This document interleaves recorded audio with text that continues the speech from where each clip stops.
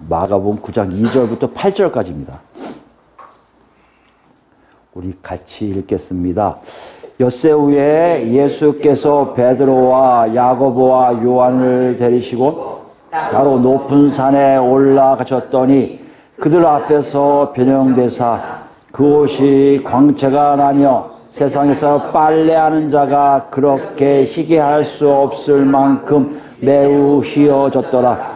이에 엘리야가 모세와 함께 그들에게 나타나 예수와 더불어 말하거늘 베드로가 예수께 고하되 랍비여 우리가 여기 있는 것이 좋사오니 우리가 초막 셋을 질 때 하나는 주를 위하여 하나는 모세를 위하여 하나는 엘리야를 위하여 하사이다 하니 이는 그들이 몹시 무서워하므로 그가 무슨 말을 할지 알지 못함이더라. 마침 구름이 와서 그들을 덮으며 구름 속에서 소리가 나되 이는 내 사랑하는 아들이니 너희는 그의 말을 들으라 하는지라. 문득 들러보니 아무도 보이지 아니하고 오직 예수와 자기들 뿐이었더라. 아멘. 지난 시간에 우리가 뭐에 대해서 알아봤습니까? 우리 주변에 하나님 나라가 이미 임해서 흘러가고 있음을 다시 들었어요. 왜 처음에 우리가 들었던 것처럼. 그 우리는 어떤 일이 한다고요? 하나님 나라가 계속해서 우리 옆에 있다는 얘기는 하나님께서 인간의 힘이 아니라 하나님만 하실 수 있는 권능의 역사를 눈으로 보는 사람들이 있을 것이고 눈으로 보는 사람들 통해서 내 귀나 여러분의 귀나 다 아하 이런 일이 있었어 라고 들리는 것이 뭐다? 하나님 나라가 현재 옆에 흘러가고 있음에 증거라는 것이에요. 만약에 이것이 사실이라면 우리가 무엇을 해야 하는 얘기예요? 첫 번째, 정말 우리 주변에 그런 일이 일어나고 있는지를 확인해야겠죠. 우리 모임에 우리 그리스도 교회 안에서 있는지를 확인해야 되고요. 다른 교회도 그런 것이 있는지 아니면 내가 알고 있는 그리스도인들 중에 그런 것이 있는지를 확인해 보셔야죠. 내가 직접 보면 더 좋지만 직접 못 보더라도 그런 일들이 일어나고 있다는 얘기는 내 주변에 하나님 나라가 임하고 있음을 계속 흘러가고 있음을 증거하고 있다는 것이에요. 글로 머물러나요? 아니요. 우리가 그 안에 들어가야죠. 어떻게 들어가야 돼요? 우리 삶을 봐야죠. 예수님 말씀하셨듯이 자기를 부인하고 자기 십자가를 지고 날마다 예수 그리스도를 쫓아가야만이 우리가 그 안에 머물 수가 있다는 것이에요. 여러분 한 주가 어떠셨어요? 정말 소문이 많이 뉴스도 많이 있고요. 여러 가지 이야기들이 여러분 귀에 들렸을 텐데 아니 눈으로 보았을 텐데요. 여러분 무엇을 보시고 무엇을 들으셨습니까? 정말 하나님의 역사를 눈으로 보신 적 있습니까? 아니면 옆에 사람들이 봤다는 것을 들은 적 있으십니까?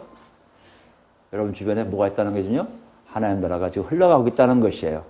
그럼 여러분 한번 보셔야죠. 정말 여러분 삶 속에 하나님 뜻대로 살아가는 몸부림이 있으셨습니까? 내 걸 구하기보다 하나님 뜻을 구하려고 애쓴 적이 있습니까? 그러다 보니까 나도 모르게 내 의지가 아닌 하나님의 뜻이 이루어지는 삶을 여러분 삶 속에 체험하셨습니까? 이것이 우리의 삶이라고 지금 얘기하고 있어요. 마가는 우리에게 이렇게 얘기해요. 너희들이 하나님 나라 백성이라면 너희들이 분명히 알 것이다. 하나님 나라가 네 옆에 있음을. 아니 네가 그 안에 있음을. 만약에 네가 그걸 분명히 안다면 너는 달라질 것이다.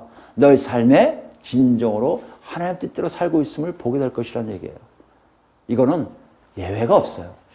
이거는 지위고 막론하고요. 내가 갖고 있는 것 막론하고요. 오직 예수와의 관계 속에서만 이룰 수 있는 결과치가 우리에게 분명히 있다는 것이에요. 오늘 더 들어갑니다. 오늘 여러분 읽으셔서 알겠지만 사실 학자들이 연구하면요. 오늘 읽은 사건이 마가복음 전체 내용의 가장 중간에 있대요. 저는 확인 안 해봐서 모르겠지만 학자들이 그렇게 연구해서 발표한 걸 봤습니다. 가장 중간에 있다는 것이 중요하다는 것이에요. 마가가 정말 마가복음서를 쓰면서 그걸 의도했을까? 그건 분명하진 않아요. 내가 의도했다고 할 수는 없어요. 그런데 우리가 알 수 있는 것은 8장 27절부터 약간 뉘앙스가 분위기가 바뀌었잖아요. 군중들에게 하시던 말씀을 제자들에게 직접적으로 하나님 나라에 대해서 말씀하고 계시는 그 장면에서 처음으로 경험하는 처음으로 나오는 사건이라는 것이에요. 그런 거 볼 때 오늘 사건이 매우 중요하구나를 알 수가 있어요. 더 나가서 오늘 사건을 제대로 이해해야 앞으로 여러분 13장까지 나가는 하나님 나라에 대한 예수님의 가르침을 우리가 제대로 이해할 수가 있어요. 오늘 사건을 이해하지 못하면 그것도 제대로 이해하지 못하고 그냥 건서울나 마가복음 읽었습니다 하고 넘어갈 수밖에 없다는 상황이에요. 그럼 우리 어떻게 해야 돼요? 자세히 읽어야죠. 이것이 어떤 의미인지를 우리가 파악해야죠. 오늘 그 시간이에요. 첫째 시간이 그게 중요한데. 근데 보면요. 이거 어떻게 보면 여러 쭉 읽어보셔서 알겠지만 이건 요즘 말로 하면 간증이에요. 간증. 그러니까 마가가 이걸 목도한 게 아니에요. 목격한 게 아니에요. 마가도 누구에게 들은 걸 거예요. 그죠? 마가도 들어서 그를 객관적으로 쓴 것을 볼 수가 있어요. 그 누가 이걸 얘기해 줬을까요? 여기 보니까 세 사람의 증인이 나와요. 베드로와 야고보와 요한이에요. 그러면 마가는 누구하고 친하니까? 베드로와 친하니까 베드로에게 직접 들었을 가능성이 많이 있다는 것이에요. 그러니까 베드로가 들은 것을 마가는 가급적 그걸 실제 상황으로 만들기 위해서 단어나 흐름이나 여러 가지를 조심스럽게 접근해서 썼을 거라 생각합니다. 그러니까 단어를 통해서 그때 상황을 우리가 이해할 수 있다고 생각해요. 그러니까 오늘 우리가 이해하려면 마가가 쓴 단어들이 곧 누가 얘기한 걸로 볼 수 있습니까? 베드로의 성격과 함께 드러나고 있다고 우리가 볼 수가 있어요. 그러면 이 간증이 정말 어떤 내용인지를 정확하게 이해할 수 있다는 것이고 그 간증을 통해서 전하고 싶은 메시지가 마가를 통해 전하고 싶은 메시지가 무엇인지 우리가 알 수가 있게 된다는 것이에요. 그런 의미로 우리가 조금은 릴렉스한 상태 되고요. 좀 긴장이 되고요. 뭐요? 누가 지금 나와 있어요. 나와서 이것을 간증하고 있음을 한번 들어보자는 거예요. 그런 의미로 한번 같이 들어볼까 합니다. 그 사건은 언제 시작합니까? 엿새 후에요. 엿새 후에. 엿새 후에인데 사실 헬라어 성경에는 접속사 카이가 들어가 있어요. 그리고라고 했습니다. 무슨 말씀이에요? 앞에 있는 사건과 연결되고 있음을 얘기해요. 막연하게 엿새 후라는 게 아니라 그리고 엿새 후에요. 뭘 얘기합니까? 베드로가 고백하고 당신은 그 그리스도이십니다 고백과 예수님이 인자가 사람들이 거절당하고 고난당하고 죽임당해서 그 다음에 나중에 부활할 것이다 얘기하신 후에 자기를 부인하라 십자가를 지라 그 다음에 나를 쫓아올 것이다 이걸 얘기하신 명령하시는 그 장면이 있은 후에 6일 후에 그러니까 그 이후에 6일 지난 후에 일이 있었다는 것을 정확하게 보고 있다는 거예요. 그러니까 이건 뭘 얘기합니까? 이에서 이러한 일은 역사성을 분명히 갖고 있다는 것이에요. 누군가 상상해서 만들어내는 내용이 아니란 것을 마가는 밝히고 있다는 것이에요. 어떤 일이 일어났습니까? 엿새 후에 예수께서 베드로와 야고보와 요한을 데리시고 아까도 얘기했지만 베드로, 야고보와 요한이 그 증인들인데 이 세 사람이 나오는 거 우리 봤어요. 언제 봤습니까? 마가복 5장에 회당장 야이로의 딸을 고치실 때 살리실 때 이들을 데리고 가요. 또 다음에 보면 이 세 사람을 데려갈 때 놀라운 일이 일어나고 중요한 사건들이 일어나고 있음을 우리가 확인할 수 있어요. 그러니까 이 세 사람 불렀다는 얘기는 여기 베드로 입장에서는 거예요. 지금 예수님이 호출하셨어. 너 요한 베드로 요한 야고보 오라고 하시네. 그럼 뭐요? 또 뭔가 있나 보다 하고 기대를 하고 있었다는 얘기예요. 그걸 데려가는데 어디로 갑니까? 마가는 산만 내야죠. 무슨 산이라고 얘기 안 해요. 그냥 산이라고 표현해요. 어떻게 보면 이 산이 어디까 학자들이 연구해갖고 어디다 얘기하지만 마가는 독자들에게 그 산이 어딘지를 정확하게 얘기하는 게 중요하지가 않아요. 산이 갖고 있는 의미를 가지고 독자들에게 뭔가를 전하고 싶었던 거예요. 유대인들이 산하면 뭘 생각합니까? 하나님을 만나는 곳이에요. 누가요? 사람들이. 어디서 만났기 때문에? 시내산에서 시작했잖아요. 시내산에서 하나님의 백성들이 하나님을 만나는 장면이 나오잖아요. 그러니까 산하면 하나님을 만나는 곳이에요. 거기에 뭐요? 하나님의 계시가 일어나요. 하나님이 이런 얘기를 하시단 말이에요. 선지자를 통해서 모세를 통해서 율법을 주신 것처럼. 그래서 산하면 뭐요? 하나님을 만나는 곳, 하나님의 계시가 있는 곳으로 알게 있단 말이에요. 근데 여기를 또 강조해서 뭐요? 지명이 아니라 높은이라는 형용사를 씁니다. 굉장히 높은 산에 마치 이 세 사람은 기대를 하는 거예요. 야, 저 산에 올라가는데 뭔가 있을 것 같아. 모세가 시내산에 올라가는 느낌으로 아마 올라갔을 거예요. 잔뜩 기대했을 거예요. 무슨 일이 일어날 것 같아.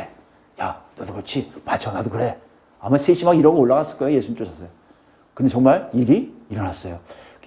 학자들이 하면 대부분 산 정상까지 올라갔을 것이라고 얘기해요.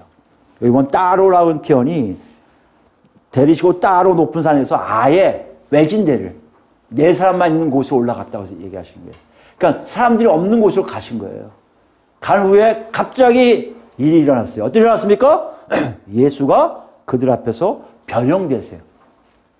여기 변형되다는 변형하다의 수동태예요. 그럼 변형하다가 뭡니까? 변형하다는 물질적인 것이 바뀌는 걸 얘기해요. 어떤 학자가 이렇게 표현하더라고요. 올챙이가 개구리 되고 유충이 나비가 되는 것 같은 것이다.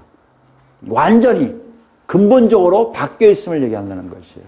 그러니까 여기서 예수님이 그들 앞에서 변형되었다는 얘기는요, 딴 사람이 됐다는 얘기예요. 자기를 보았던 예수님이 아니에요. 갑자기 올라가다 오 이렇게 된 거예요. 예수님이 확 바뀌신 거예요. 그 이해가 안 되니까 그걸 가지고 아마 베드로 얘기했을 거예요. 야, 뭐 같았어? 뭐 같았어? 뭐 같았어? 그걸 마가가 풀이하기 시작한 게 뭐예요? 3절 내용입니다. 어떻게 바뀌었냐면 그 옷이 광채가 나요. 광채가 나면 빛난다는 걸 얘기해요. 빛난다. 옷이 빛난다는 얘기는 여러분 아시겠지만 제 옷이 빛난다는 얘기는 뭡니까? 멀리서 볼 때는 제 전체가 다 바뀌어 있음을 얘기한다는 것이에요. 옷이 바뀌었다. 옷이 광채한다는 얘기는 그 사람 자체가 변형됐는데 옷조차 바뀐 거는 그 전체가, 그 실체가, 그 인격이, 그 존재가 완전히 바뀌어 있음을 얘기한다는 것이에요. 어떻게 바뀌었습니까? 그 설명하기에 또 써요. 이렇게 마가 애써서 쓰는 거예요. 아마 베드로가 이렇게 얘기하지 않았나 싶은 생각이 들지만 세상에서 빨래하는 자, 여기서 빨래하는 자는요, 그 표백이라 하나요? 이렇게 하얗게 하는 거 있죠? 그런 세탁소가 있을 때요. 세탁하는 사람들이 가죽을 주로 해갖고 색깔을 빼는 사람들이래요. 그런 일을 하는 사람들인데 그런 사람들이 하는 것보다 이 사람들이 아무리 잘해도 아무리 유능해도 그렇게 희게 할 수가 없다는 거예요. 지금 뭘 강조하고 있습니까? 흰색을 강조해요. 흰색. 왜 흰색을 강조할까요? 흰색의 의미가 뭘까요? 우린 좀 대강 이해할 수 있지만 그 당시 사람들로 생각하면 더 이해가 됩니다. 그 당시 유대인들에게 흰색은요, 고대 근동지방 사람들이 다 같이 갖고 있는 생각인데 되게 좋은 의미예요. 뭐 뛰어나다, 곱다, 밝다 이런 뜻이에요. 흰색이라는 개념이. 흰색 하면 그런 생각이 아닐 것 같은데 흰색도 색깔이잖아요. 이게 흰색, 우리 이렇게 흰색을 색깔을 하는데 이걸 밝고 그리고 곱고 뚜렷하고 뭐 이런 식의 생각한다는 거예요. 거기서 머물지 않고 유대인들은요, 흰색을 뭘 생각하냐면 하나님의 색으로 생각해요. 다른 민족도 마찬가지입니다. 그 당시에. 자기들 믿는 신들의 색깔이 흰색으로 여기는 거예요. 그러니까 흰색하면 여호와의 색깔 이렇게 생각하는 거예요. 그래서 부정한 걸 맑게 하는 걸 다 희게 되었다고 얘기해요. 거룩함을 얘기할 때 다 흰색으로 표현합니다. 그러니까 이들이 갖고 있는 흰색의 개념은 세상 것과 구별되어 있는 거룩함의 의미가 될 수 있어요. 왜요? 하늘의 영역에 속해 있는 색깔이기 때문에. 그래서 유대 문헌에 보면은, 그러니까 외경, 그러니까 중간계 유대 문헌이겠죠. 유대 문헌에 보면은 하늘 영역에 있는 존재들 다 흰색의 옷을 입고 있다고 생각해요. 여러분 이해가 되시겠죠? 계시록에 보면 다 흰색들이 입고 있잖아요. 그러니까 그걸 표현하고 있는 거예요. 하늘의 영역이라고. 그래서 이 사람들이 죽으면 어떻게 해요? 흰 세마포로 시신을 쌓아요. 감아 쌓아요. 왜 그럴까요? 죽어서 희게 존재화되라는 거예요. 다시 얘기하면 하늘의 영역의 존재가 될 거라는 것을 기대하면서 흰 세마포로 그들을 시신을 쌓는 거예요.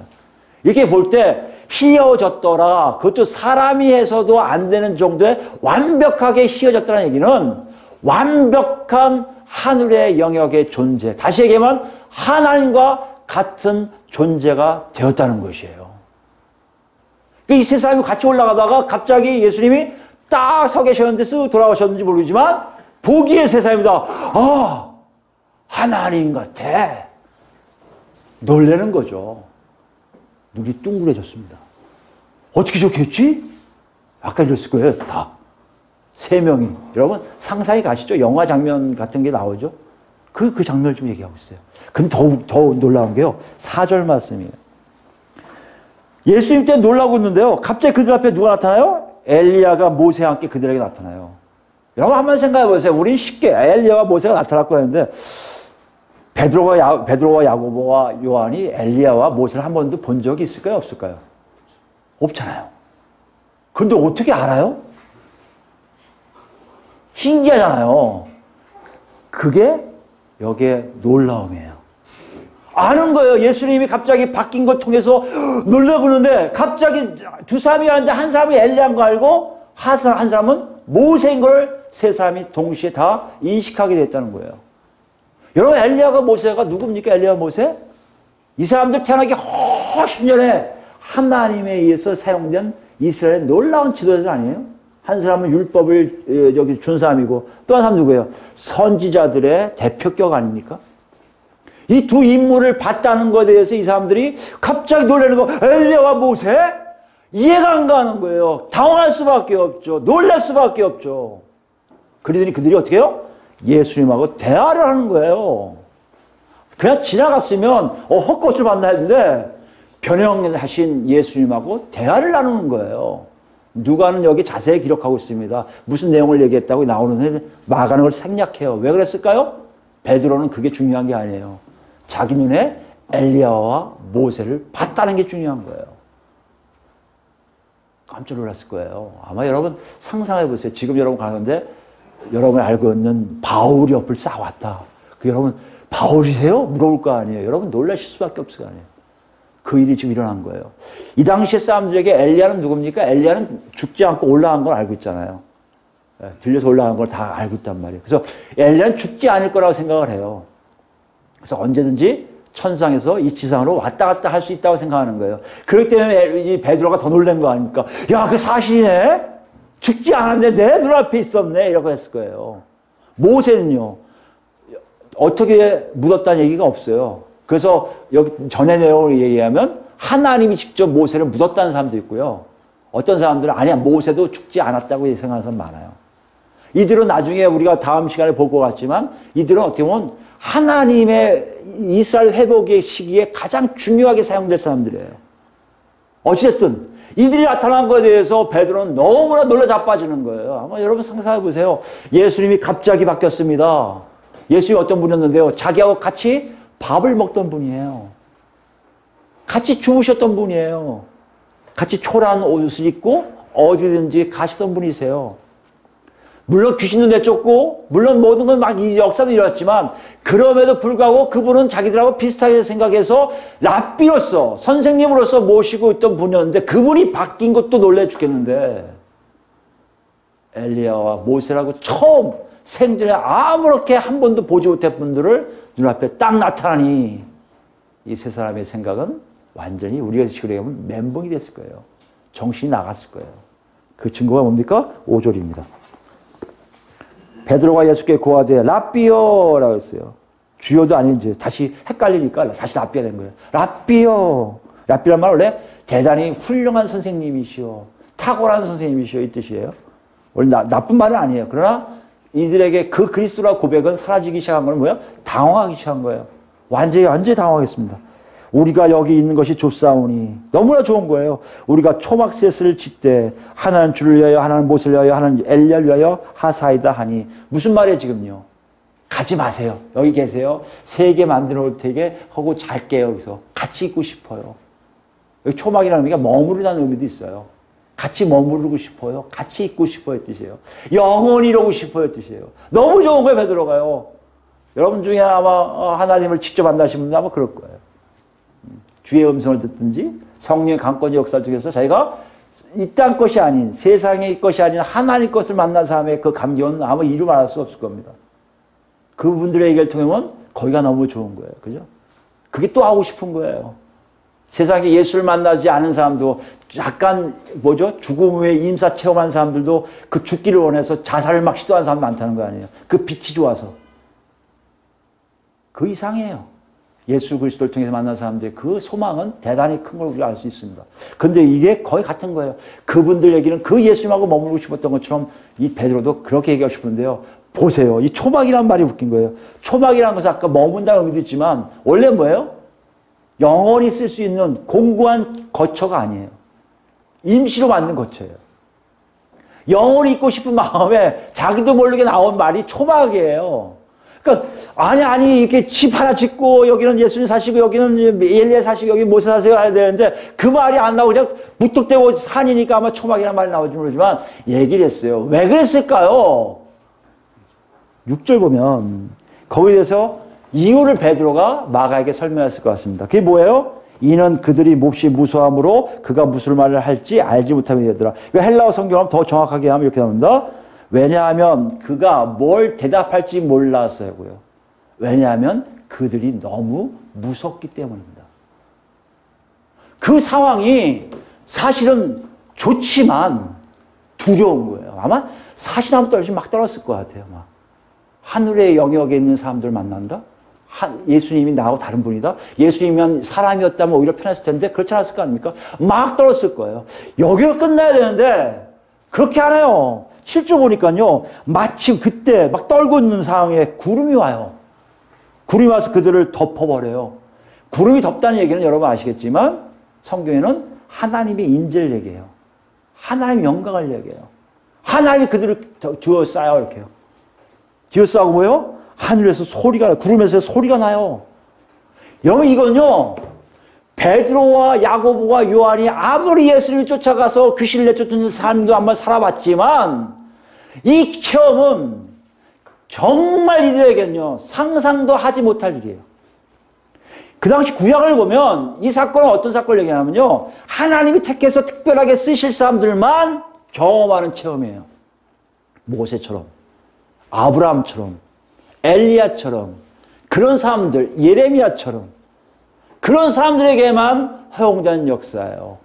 여러분 구약에 보면 뭐라고 합니까? 아브라함의 하나님, 이삭의 하나님, 야곱의 하나님, 엘리야의 하나님, 예레미야의 하나님 이렇게 나오죠. 이게 다 무슨 말입니까? 그들은 하나님을 체험했다는 칭호예요. 인정해 주는 거예요. 자기는 하나님을 만나지 못했지만 저 사람들은 하나님을 만난 사람이라고 생각하는 거거든요. 베드로의 하나님이라고 생각을 전혀 하지 못했을 때예요.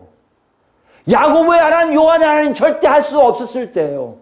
그런데요. 예수님이 바뀌니 엘리야와 모세를 볼 뿐만 아니라 하나님이 이들을 감싼 거예요. 그리고 음성을 들려주시는데 그 음성이 하나님의 음성은 다 알아요. 어땠을 것 같아요, 여러분? 여러분 생각 어떻게 하세요? 그 상황 되면요. 근데 마가는 그 내용 얘기한 다음에 그냥 끝나버려요. 이걸 좀 더 아쉬워서 이것이 정확하게 얘기하고 싶어서 조금 더 쓰는 양반이 마태예요. 우리 마태복음 같이 볼까요? 어떻게 됐는지. 마태복음 17장 가보시면 마태복음 17장 6절 말씀입니다. 같은 내용의 위는요. 이걸 썼습니다. 제자들이 듣고 어떻게 해요? 엎드려 했어요. 제자들이 듣고 엎드린다는 얘기는요. 이 머리를 땅에 박는 걸 얘기해요. 한번 생각해 보세요. 예수님 바뀐 것도 당황하고 있는 상태인데 엘리야와 모세가 얘기하는 거 초막을 막 이러고 있는데 구름이 샥 와서 하나님 음성으로 얘기하시니 이 사람들 어떻게 해요? 그냥 납작 엎드려 얼굴을 박고 이러고 있었던 거예요. 두려워서. 왜요? 하나님을 만난 자 누구도 살아나지 못하는 것을 다 알기에. 죄가 있는 사람이 하나님을 만날 수 없다는 걸 다 알기에 그 죽음의 공포와 뿐만 아니라 여러 가지 두려움. 그것이 그들에게 몰려온 거예요. 그 다음에 뭐예요? 7절 보니까 예수께서 와서 나와 그들에게 손을 대시며 이르시되 일어나라 두려워하지 말라 하시니 눈을 들고 보매 예수가 아까 있다고 마태복음은 기록하고 있어요. 근데 마가를 보면요. 그런 내용이 생략되어 있어요. 마가는 그런 얘기 안 하고 뭐요? 문득 둘러보니 바로 그냥 몸이 건조하게 끝나고 있는 것 같이 보여요. 아무도 보이지 아니하고 오직 예수와 자기들 뿐이었더라 라고 기록하고 있어요. 마가는 지금 왜 이렇게 기록하고 마태는 왜 기록할까? 다 뜻이 있겠죠. 마가의 의미는 뭘까요? 뭔가 모르지만 여러분 읽으면 알겠지만 이 사건이 다음의 내용들에 다 해석이 되어 이렇게 나와요. 이게 왜 어떤 일이 어떻게 되는지를 조금씩 흘리고 있는 것들이 많이 있어요. 그 내용들을 가지고 해석할 거니까 좀 비워둔다고 할 수 있습니다. 또 하나는 뭐예요? 위의 사건이 너무나 크므로 이 사건이 어떤 면으로는 제자들에게 멈추는 게 아니라 제자들 이후에 예수 믿는 사람들은 다 체험한 것이기에 마가는 어떤 면으로 약간 호들갑을 떨지 않았다 할까요? 그것이 없이 너나 다 체험한 거라는 조금은 정제된 말로 8절로 마무리하고 있음을 우리가 볼 수 있다는 것이에요. 여러분 어디에 해석할까요? 이 사건의 의미가 뭘까요? 사실 예수님이 하나님의 아들이시라고 얘기하신 적 한 번도 없으세요. 귀신만 거룩하신 입니다. 거룩하시나고 하나님과 동등하게 표현했을 뿐이지 사람이 그렇게 표현한 적 한 번도 없어요. 이들도 자기가 예수님이 어떤 분인 걸 모르는 게 아니라 막연하게 능력 있는 분, 아니 귀신까지 쫓겨나니까 정말 하나님과 깊은 관계가 있는 분이시겠다. 저분 스스로가 인자라고 표현하니까 혹시 모르지 정말 메시아일 수도 있겠구나라고 생각할 정도였단 말이에요. 근데 오늘 나타나신 예수의 모습은 뭡니까? 완전히 변형되었다는데 이 변형이 아닌 사람이 그렇게 했다는 의미가 아니에요. 원래 그분의 본질상의 전체성이 바로 드러나고 있었던 거예요. 예수님이 하나님이심을 스스로 나타내신 거란 말이에요. 왜 이런 일을 하셨을까요? 놓고 하시는 거예요. 니들이 나를 뭐로 생각하고 있었는지를 보라는 거예요. 그것은 뭐요? 너희는 나를 누구라고 해야 하느냐. 베드로 고백이 그 그리스도이십니다고 고백한 그 고백이 정말 너희 입술에서 나온 거냐 네 마음에서 나온 거냐를 확인시켜주는 장면이었어요. 제가 보기에는 이 베드로가 되게 크게 당한 거였대요. 땡! 맞았을 거예요. 그리스도라고 고백한 바로 그분이 정말 그리스도가 아닌 그 이상의 하나님의 존재로 더군다나 하나님이 뭐라고 하신지 보세요. 7절 보세요. 그 예수님에 대한 표현이 뭡니까? 이는 내 사랑하는 아들이니 라고 했어요. 정말 그 하나님의 목소리는 다 아는데 그 하나님 입에서 사람의 입도 아니에요. 예수님 스스로 말씀하신 것도 아니에요. 하나님 입에서 나오신 말씀이 니들이 따르는 그 예수가 바로 내 아들이다라는 거예요. 여러분 이것은 고백과 함께 나오는 중요한 고백과 함께 같이 갈 수밖에 없는 중요한 체험이에요. 이 체험이 있어야만이 비로소 뭐요? 예수 그리스도를 쫓아가는 제자들이 될 수 있다는 것이고요. 이 체험이 있어야만이 진정으로 하나님의 나라의 백성이 될 수 있다는 것이에요. 마가는 그것을 알기에 다들 맡기는 거예요. 너희도 체험한 사람이 있을 것이고 없는 사람도 있겠지만 중요한 게 뭐다? 예수님이 누구신지에 대한 정확한 정체성에 대한 너희의 결론이 있느냐고 묻고 있다는 것이에요. 여러분 어떻습니까? 이 간증 들을 때요. 이렇게 얘기할 거 아니에요. 간증한 만약에 베드로가 마가야 진짜라니까? 예수님 진짜야. 하나님이셔. 정말 하나님이 나한테 얘기했다니까? 아들이라고 얘기했어. 너 그거 믿어 안 믿어? 이걸 그대로 우리에게 얘기하고 있어요. 마가가. 여러분과 저는 믿습니까?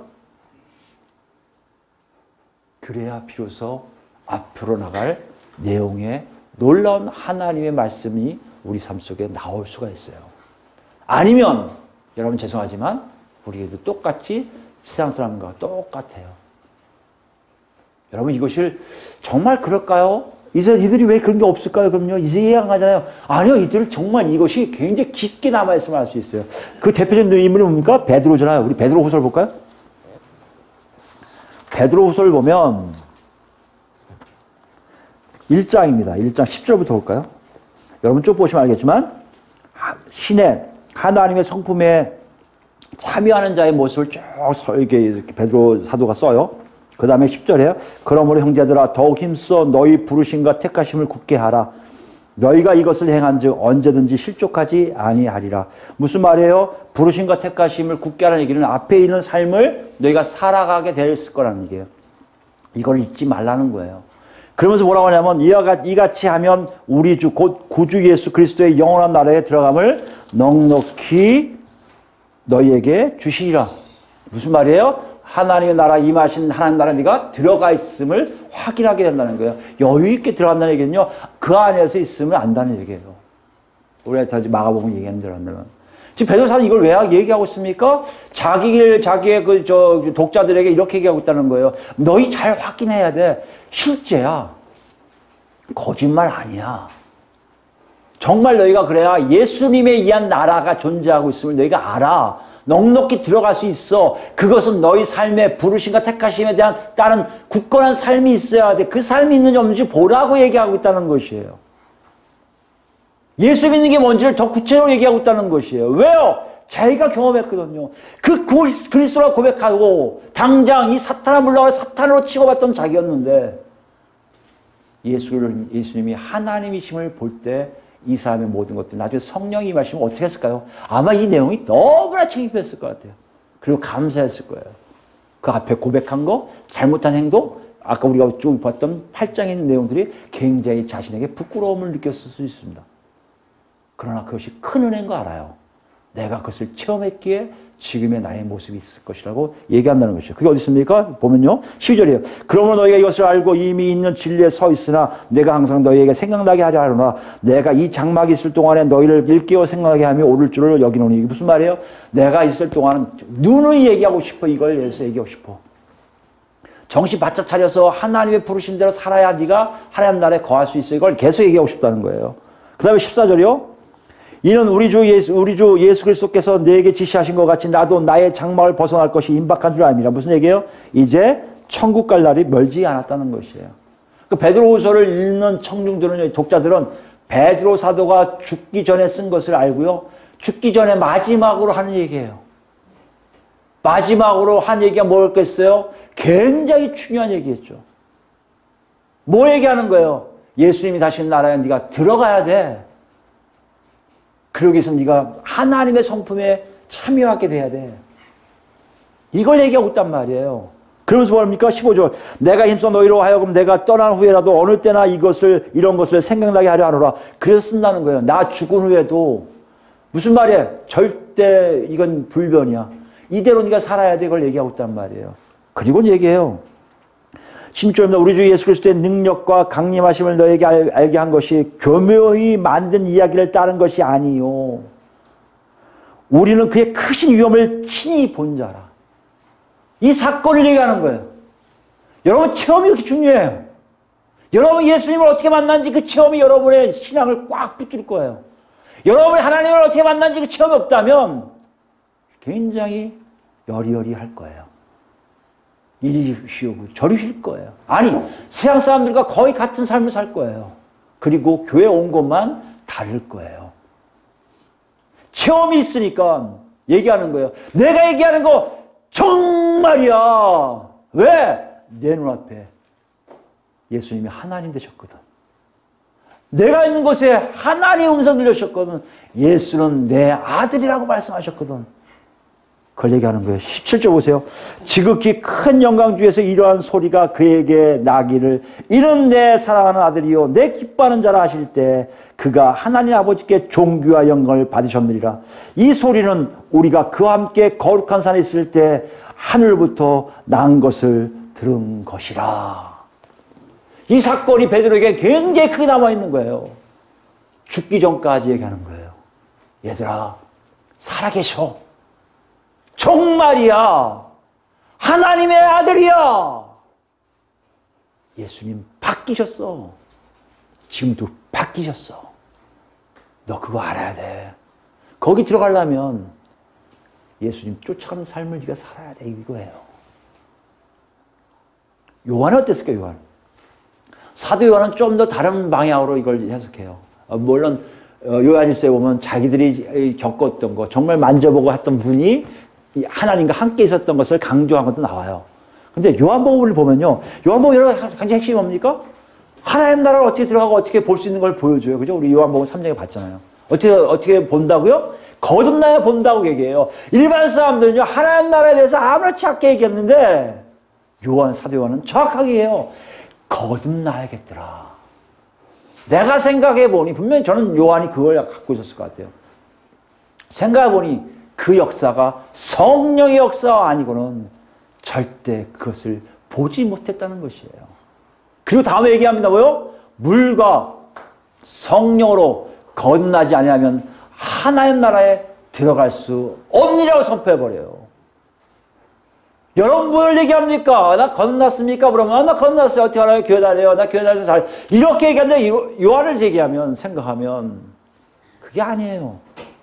예수님이 하나님이시며 하나님의 아들이시며 정말 우리를 위해서 죽으시고 부활하시고 승천하셔서 성령님을 보내신 분이라는 걸 정확하게 자기 삶 속에 체험으로 남아있다는 것이에요.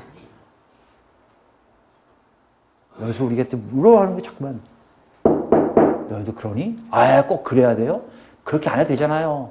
그냥 예배 생활 잘하면 되잖아요. 아니야. 그것이 더 중요하다는 거예요.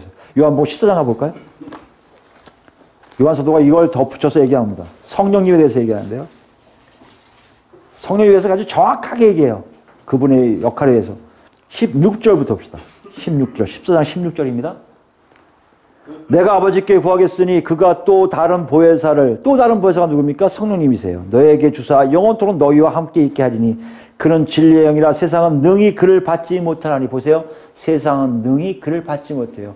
고린도전서 나오죠? 세상의 사람들은 알지 못해요. 하나님의 비밀을 알 수 없어요. 누구만 알 수 있다고요? 성령님이 계신 분에게만 하나님의 비밀을 알 수 있다는 것이에요. 하나님의 비밀이 뭡니까? 예수님이 바로 하나님이시며 예수님이 하나님의 아들이시며 예수 그리스도 통해 모든 민족이 다 구원받도록 되어 있다는 사실이에요. 이걸 모르는 거예요. 이걸 모르니까 벅 쪄 있는 거예요, 모두. 성령이 내 안에 왔다는 얘기는 내가 세상에 속하지 않았다는 증거예요. 보세요. 세상에 있는 사람들은 그를 보지도 못하고 알지도 못함이라. 그러나 너희는 그를 아나니. 예수님이 제 아들에게 한 게 이게 팍 바뀌는 거예요. 마가복음 분명히 봤을 거예요. 요한 사도가. 나는 좀 다시 써야지 썼을 거예요. 아, 이건 아니구나. 이건 내가 더 써야 돼. 그래서 성령님이 강조된 게 많습니다. 그를 아나니 그는 너희와 함께 거하시며 또 너희 속에 계시겠습니다. 내가 너희를 고와 같이 버려두지 아니하고 너에게 오리라. 조금 있으면 세상은 다시 나를 보지 못할 것이로되. 세상 사람들은 더 이상 예수님을 보질 못해요. 예수님이 바뀌실 거거든요. 부활체가 되실 거거든요. 하나님 되실 거거든요. 그러나 너희는 나를 보리니 이는 내가 살아있고 너희도 살아있겠음이라. 요한 사도가 아마 이 내용을 기억한 후에 아마 그럴 거야. 할렐루야! 감사합니다. 그때 그 역사가 내 안에 성령님이 역사하신 것이요. 지금 내 안에 있는 성령님이 그의 성령님이라 예수님을 지금도 볼 수가 있군요. 라는 고백이 나왔을 거예요. 그리고 20절에 얘기합니다. 그날에는 내가 아버지 안에 너희가 내 안에 내가 너희 안에 있는 것을 너희가 알리라. 무슨 말이에요? 정확하게 아버지와 아들과 성령의 역사하심을 알게 될 거라는 거예요. 이것이 여러분 읽으면 알겠지만 거기서 끝나지 않아요. 이것이 점점 내려와요. 제 아들 12사도에게 머무는 게 아니에요. 정말 예수님이 죽으시고 부활하신 후에 성령이 오신 후에는요. 이것이 모든 민족에게 해방되고 있는데 그 중에 한 사람 독특한 사람이 누구예요? 바로 바울이에요. 바울은 정말 예수 믿는 사람들 다 죽이고 싶었어요. 왜요? 이 사람은 하나님을 사랑하는 게 너무 커요. 한 번도 본 적이 없는 하나님을 자기는 너무나 사랑해요. 근데 가짜 그리스도가 나타나더니 그 추종자들이 막 나타나는 거예요. 이 사람이 이런 그를 다 죽이는 게 하나님의 사랑을 표현한다고 생각했을 거예요. 그리고 막 죽이러 담액성을 하다가 누가 옵니까? 부활하신 하나님의 모습으로 된 예수님을 만나요. 여러분 이해되세요? 오늘 본문에 예수님을 만나야 되는 그 이유, 예수님이 제들 앞에서 나타나신 이유가 이해되세요? 그러고 나니 바울이 바뀌어요. 바울아, 너 나를 왜 자꾸 핍박하냐? 누구십니까? 네가 핍박하는 예수다. 꼬꾸라져요. 자기 인생의 모든 걸 다 포기할 수밖에 없어. 내가 알았던 하나님을 정말 예수님을 통해서 만나기 시작한 거예요. 그리고 이 예수를 통해서 만나다 보니 놀랄 일이 생긴 거예요. 엄청 놀랄 일을 표현하고 싶어서 고린도 교회 잘났다고 하는 고린도 교인들에 대해 니들 정말 잘났니? 이렇게 되고 있어야 한다는 걸 보여주는 책이 있어요. 그게 고린도전서하고 나머지 고린도후서인데 고린도후서 가볼까요? 고린도후서 3장이에요. 바울 사도는 어떻게 보면 12세자에 해당이 안 됐어요. 오늘 변화산에서 사건에 전혀 해당이 안 돼요. 근데 신기한 게 성령이 오시니 정말 눈에 하나님으로 나타나신 예수를 만나요. 변화돼요. 그리고 더 하나님 안에서 하나님의 뜻이 뭔지를 더 깊게 알게 되고 삶 자체가 변화된 것을 알게 돼서 글로 남기기 시작해요. 그게 서신서들이에요. 3장 10절부터 볼까요? 3장 13절입니다. 13절. 3장 13절. 우리는 모세가 이스라엘 자손들에게 장차 없어질 것에 결국을 주목하지 못하게 하려고 수건을 그 얼굴에 쓴 것 같이 아니하노라. 이게 무슨 말이냐면요. 구약 백성이었잖아요. 자기가 잘 알잖아요. 모세가 이걸 써요. 언제요? 시내산에서 하나님 만나고 오면요. 얼굴에 광채가 나요. 하나님의 영광이 임해요. 그러니까 사람들이 무서워해요. 이거 무섭다. 그걸 아니까 수건을 가려요. 가리고 있다가 좀 지나면 영광이 사라지면 수건을 띄어요. 그리고 다시 시내산 가서 하나님 만나고 오면 또 얼굴이 바뀌어서 와요. 그러면 또 백성들이 멀리 가요. 또 씌워요. 씌웠다가 없어지면 또 얼굴 펴요. 이 얘기예요. 무슨 말이냐면 주목하지 못하게 하려 수건을 그 얼굴에 쓴 것 같지 아니하니 무슨 말이냐면 14절 보세요. 그들이 마음이 완고하여 오늘까지도 구약을 읽을 때 그 수건이 벗겨지지 아니하고 있으니 그 수건은 그리스도 안에서 없어질 것이라. 무슨 말씀이냐면요. 이렇게 되니까 사람들이 배우기 시작한 거야. 수건 쓰면 뭐가 있는 거예요? 하나님의 영광이 있는 거예요. 그러니까 그들이 회당 가면요. 이거 쓰고 얘기 꼭 성경 읽어요. 뭐 율법책을. 이거 안 쓰면 굉장히 불경 거네요. 그 얘기하는 거예요. 바울이 자기가 했으니까 자기가 율법 읽을 때 이걸 쓰고 했으니까. 왜요? 하나님의 영광이 있다는 것을 보여주기 원하는 거예요. 가짜로 보여주기 원하는 거예요. 여러분 우리 삶에 가짜로 자꾸 보여줄 생각하지 마셔야 된다는 얘기예요. 하나님의 영광이 실제로 인습을 바울이 한 거예요. 모세의 그 일을 사람들 배려하려고 했던 일들을 유대인들은 그냥 그걸 쓰면 나는 하나님의 영광이 있는 자야 이렇게 착각하게 만드는 일을 하고 있다는 것이에요. 근데 뭐요? 바울이 얘기합니다. 그리스도 안에서 없어질 거란 말이에요. 그리스도 안에 들어오니까 그것이 필요가 없어요. 가릴 필요가 없어요. 서로 무서워할 필요가 없기 때문에요. 서로 하나님의 영광이 예수 그리스도를 통한 성령의 역사를 통해서 각자 있기에 그게 필요가 없는 거예요. 여러분이 잘 들으셔야 돼요. 예수 믿는 건요. 내 안이 뒤바뀐 걸 얘기해요. 완전히 바뀐 걸 얘기해요. 완전히 바뀌어 어떻게 바뀝니까? 하나님이 만드신 새 피조물이 되는 거예요. 새 피조물 되니까 어떤 일 합니까? 나도 모르게 서서히 하나님의 영광이 내 삶 속에 나오기 시작하는 거예요. 과거에는 수건을 가렸어야 될 일들을 이제 필요 없어요. 거짓이 필요 없어요. 얘기합니다. 15절입니다. 오늘까지 모세의 글을 읽을 때 수건이 그 마음을 덮었도다. 그러나 언제든지 죽기로 돌아가면 그 수건이 벗겨지리라. 이게 필요 없어요. 가짜가 필요 없어요. 왜요? 진정한 하나님의 영광이 내 안에 있기에. 더 중요한 거는 17절입니다. 주는 영이시니 주의 영이 계신 곳에는 자유가 있느니라. 누구 때문에 있다고요? 성령에 의해서 그런 일이 일어난다는 거예요. 18절에 아주 멋진 말을 하십니다. 우리가 다 수건을 벗은 얼굴로 수건 안 써요. 거울을 보는 것과 같이 이때 거울은 청동 거울이 뚜렷하지가 않아요. 약간 어렵게요. 주의 영광을 보면 아직 뚜렷하지가 않아요. 주의 영광이. 그러나 있어요. 아 저게 영광이구나 안다는 거예요. 여러분 정말 그랬어요? 그게 하나님이신 예수님을 만난 자의 모습이에요. 우리 안에 하나님의 영광이 나타나요. 주의 영광이 나타나요. 그걸 안다는 거예요. 그래 더 멋있는 건요. 그와 같은 형상으로 변화하여, 이 변화하여가 우리가 아까 보면 변형하사 같은 단어예요.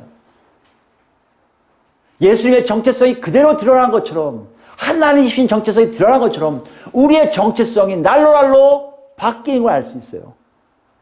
같은 형상으로, 그와 같은 형상으로 주의 영광이 나타나는 피조물로서의 하나님의 자녀다운 형상으로 날마다 바뀌기 시작한다는 거예요. 물질적으로, 근본적으로 완전히 바뀌기 시작하는 거예요. 이것이 예수 믿는 거예요.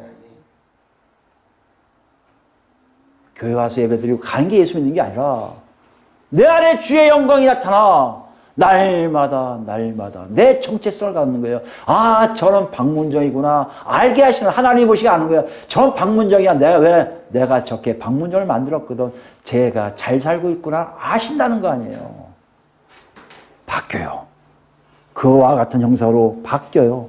그게 어때요? 영광에서 영광에 이르니 고액 주의 영으로 말미암으라. 성령에 의해서 내가 점점 하나님의 자녀답게 바뀌고 있음을, 그래서 하나님의 영광이 드러나고 있음을 바울 사도는 놀랍게 깨닫는 거예요. 과거에는 이 수건 쓰고 하면 될 줄 알았던 역사가 이제 그게 아니라 내 안에 성령을 통해 날마다 내 삶이 하나님 자답게 바뀌고 있음을 바울 사도는 외치고 있는 거예요. 오늘 사건이 이걸 얘기해요.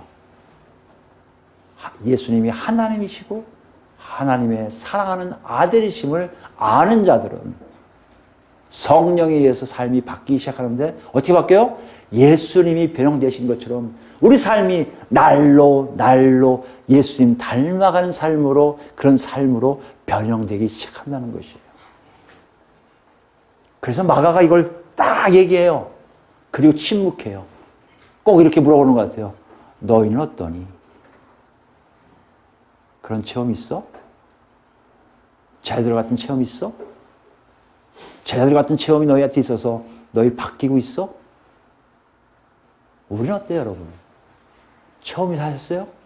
정말 예수님이 하나님이신 걸 아십니까? 정말 예수님이 하나님의 아들이신 걸 아세요? 정말 예수님 때문에 성령이 오신 거 아세요?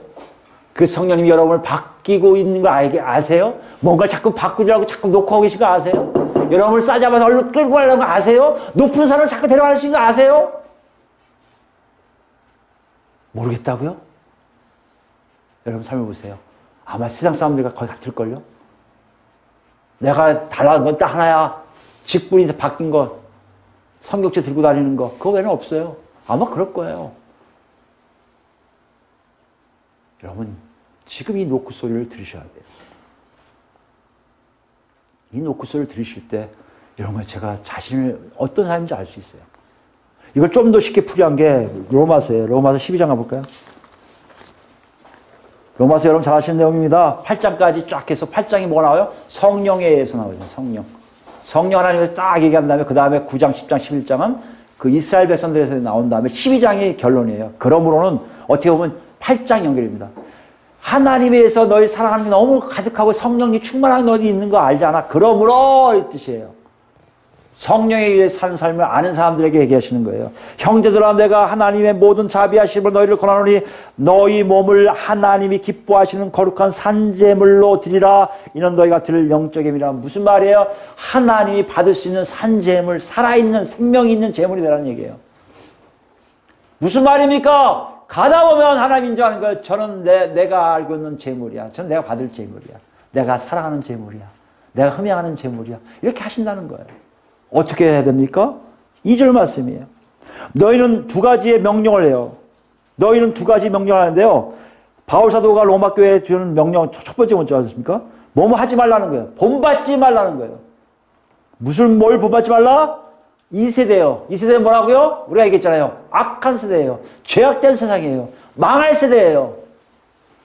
이 시스템을 여러분 사랑하지 말라는 거예요. 따라하려고 하지 말라는 거예요. 이 세상을 일로 가니까 나도 따라갈래. 요새 이거 유행이니까 이거 할래. 이거 하지 말라는 거예요. 그거 아무짝에 쓸모없다는 거예요. 왜요? 다 망해서 없어질 거니까.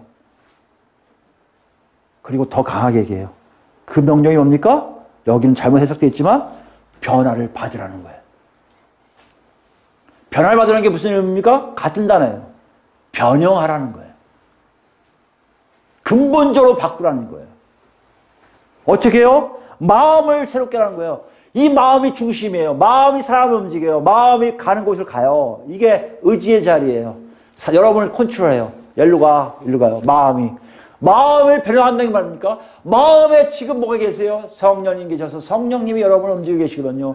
그 움직임에 따라 바뀌라는 거예요. 아까 이 똑같은 거예요. 거울 보듯이 차차 변화되고 있는데 성령의 열에서 주의 영으로 말미암아 영광에서 영광으로 바뀌고 있는 것처럼 네 안에 있는 성령을 따라서 마음이 바뀌고 있는 걸 알아야 돼요. 아, 과거에는 여기로 갔었는데 지금은 그렇지 않아요. 갈까요, 말까요? 할까요, 말까요? 하지 말라고요? 안 할게요. 하라고요? 하겠습니다. 이 마음이 여러분을 새롭게 하는 거예요. 여러분 이걸 막 고쳐갖고 긍정의 힘을 살자 이거 잘못된 거예요. 성령님이 이르는 말씀에 귀 기울여 그렇습니다. 가는 거예요. 그게 바로 변화되라는 명령이에요. 그래야 어떤 일을 합니까? 그 다음에요. 하나님의 선하시고 기뻐하시고 온전한 뜻이 무엇인지 분별할 수 있어요. 거꾸로 해석하셔야 돼요. 변화를 받아야 하나님의 뜻이 뭔지 알아요. 뭐가 옳은지 알아요. 뭐가 그런 줄 알아요. 하나님 이거 하지 말라는 건데 이거 안 해. 이거 하나님이 하라고 하는 건데 해야지 힘들어도. 그거를 알게 돼요. 이게 뭐라고요? 성령님이 여러분 안에서 바꿔가는 작업이요. 아까 고린도후서 3장 18절 얘기한 변화되는 모습이요. 그것을 우리에게 놓고 하고 계시다는 거예요. 오늘 본문 한번 생각해 보세요, 여러분. 왜 보여주셨을까요? 왜 보여주셨을까요? 예수님이 하나님이시고 하나님의 아들이심을 알라는 거예요? 알라는 그 정도가 아니에요. 그대로 살라는 거예요. 따라가라는 거예요. 여러분, 내가 분명히 다 성령도 받고 다 했는데 내 삶이 정말 나는 만족합니다. 난 그대로 있습니다. 하십니까? 오늘 말씀을 잘 들으세요. 다시 우리 본문 올까요? 마지막으로. 오면 정말 중요한 말씀을 하세요. 7절이에요. 이는 내 사랑하는 아들이니 하나님의 음성입니다. 이는 내 사랑하는 아들이니 너희는 뭐하라? 그의 말을 들으라. 아니 안 들었나요? 귀신 쫓으라면 귀신 쫓고 뭐하라면 뭐하고 다 했는데 제 아들이 왜 엎드려 떨었을까요? 나 죽었네 이제. 왜 그랬을까요? 미래형일까요? 아니요. 위로 올라가야 돼요. 위로 올라가야 돼요. 인자가 고난받아 죽었다가 부활한다는 말씀과 함께 너희들도 나를 쫓아오려면 같이 가야 된다는 것이에요. 자기를 부인하고 십자가를 지고 쫓아오라고 하니 이 제자들은 얼마나 부담됐을 뿐만 아니라 하고 싶지 않았을 거예요.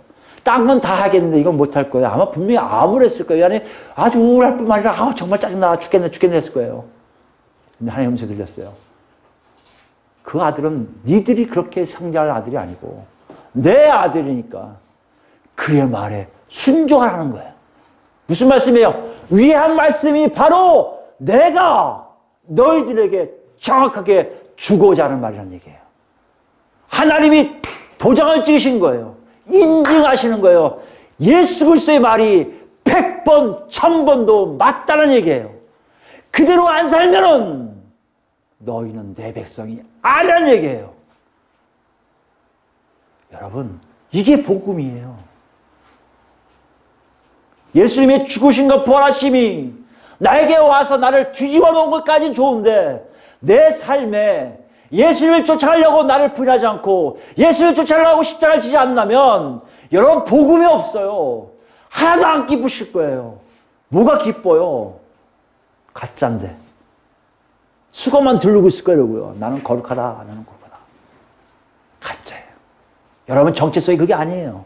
새롭게 나와야 돼요. 어떻게 됩니까? 순종하셔야 돼요. 이거 길 쓰고 순종하셔야 돼요. 그게 복음이란 말이에요, 여러분. 십자가에 못 박히신 이유가 거기 있단 말이에요, 여러분. 우리가 못하는 것을 예수님 우리에게 할 수 있게끔 주시려고 십자가에 못 박히신 거예요. 그리고 하신 말씀이 받지 나를 따라오면 너희들도 곧 희게 될 거라는 얘기예요. 이 말씀 여러분 뭐라고 얘기하실 거예요? 여러분 우리 모두가 지금 희어지러 오지 않습니까? 그럼 지금부터 시작하셔야죠. 따라가셔야죠. 어떻게 따라가요? 여러분 부인하세요. 여러분 세상과 단절하세요. 여러분 정말 예수님만 쫓아가세요. 힘들다고요? 성령님 계세요. 기도하세요. 살려달라고 도와달라고. 아직 예수가 없다고요? 만나셔야죠. 딴 거 하지 마세요. 딴 게 뭐 중요합니까? 이 땅에 여러분 다 없어질 거예요. 여러분 여기서 10,000짜리 건물 가지고 있다고 무슨 의미가 있습니까? 여러분 내가 이 땅에 고위공자인데 대통령은 무슨 의미가 있습니까? 이 땅은 다 사라질 거예요. 남는 거 하나도 없어요. 오직 남는 거는 내가 나를 부인해서 예수를 쫓아가는 삶만 남아요. 여러분 그것이 우리를 통해서 심고 열매 맺기를 원하는 하나님의 뜻이에요. 이 삶을 잘 살아서 정말 우리 모두 나중에요. 흰옷 입자고, 흰옷. 가짜들처럼 흰옷 입고 다니지 말고요. 정말 하나님이 지어주신 세마포, 성도의 행실을 입자고요. 그런 일이 다 있기를 예수 그리스도 이름으로 축원드립니다.